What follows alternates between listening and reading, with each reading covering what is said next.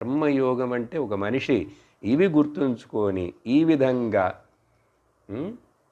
జీవించాడంటే అతడికి తప్పనిసరిగా చిత్తశుద్ధి, జ్ఞానప్రాప్తి, ఆ తర్వాత జ్ఞాన ప్రాప్తికి అర్హత అన్నీ వచ్చేసి మోక్షం పొందేస్తాడు ఈ జీవితంలోనే.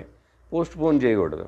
ఈ జీవితంలో ఇంకా చెప్పాలంటే జీవితమా అర్థమైపోయిందంటే ఇప్పుడే ఇక్కడే, నౌ అండ్ హియర్.